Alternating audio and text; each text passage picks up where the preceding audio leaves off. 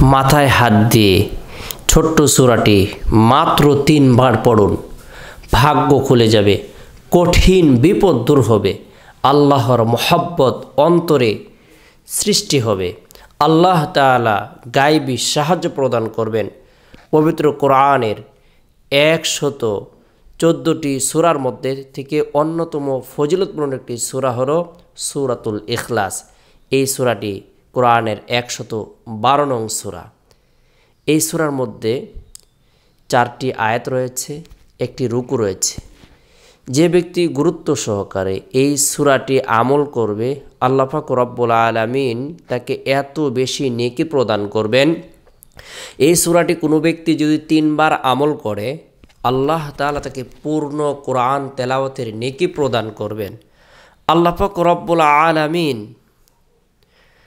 এই সূরাটি আমল করার কারণে অনাকাঙ্ক্ষিত বিপদ থেকে, মুসিবত থেকে আল্লাহ তাআলা তাকে নিরাপদ রাখবেন। এই সূরাটি তেলাওয়াত করার কারণে, এই সূরার মহব্বত তার অন্তরে থাকার কারণে, এই সূরার ভালোবাসা তার অন্তরে থাকার কারণে আল্লাহ তাআলা তার জন্য জান্নাত অবধারিত করে দিবেন, তার ভাগ্যকে পরিবর্তন করে দিবেন। যে ব্যক্তি বরকতপূর্ণ এই সূরাটি আমল করবে, আল্লাহর একাত্মবাদকে স্বীকার করবে, আল্লাহ পাক রব্বুল আলামিন তার দুনিয়া এবং আখিরাতের সকল ধরনের পেরেশানিকে দূর করে দিবেন। পবিত্র কোরআনের বরকতপূর্ণ এই সূরাটি বিশেষ করে আমরা বাড়ি থেকে বের হওয়ার সময়, যখন কোথাও রওনা দেব, রওনা হওয়ার পূর্বে গুনাহ মাফের উদ্দেশ্যে 3 বার ইস্তিগফারের আমল করে নেব। আস্তাগফিরুল্লাহ রাব্বি মিন কুল্লি যামবি ওয়া আতুবু ইলাইহি, আস্তাগফিরুল্লাহ রাব্বি মিন কুল্লি যামবি ওয়া আতুবু ইলাইহি।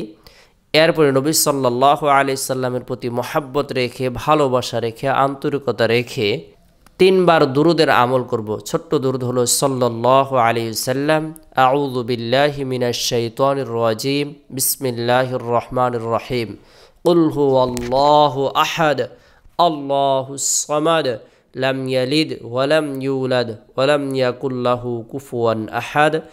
এই সূরাটি যে ব্যক্তি সর্বদাই আমল করবে, এই সূরাকে মহব্বত করবে, এই সূরা তেলাওয়াত করবে, আল্লাহ তাআলা তার উপর খাস রহমত বর্ষণ করবেন। আল্লাহ তাআলা তার পেরেশানি সমূহকে দূর করে দিবেন। আল্লাহর কালামকে আঁকড়ে ধরার কারণে আল্লাহ তাআলা তার পদমর্যাদাকে বৃদ্ধি করে দিবেন। বরকতপূর্ণ ছোট্ট এই সূরাটি আমরা মাথায় হাত দিয়ে 3 বার আমল করব।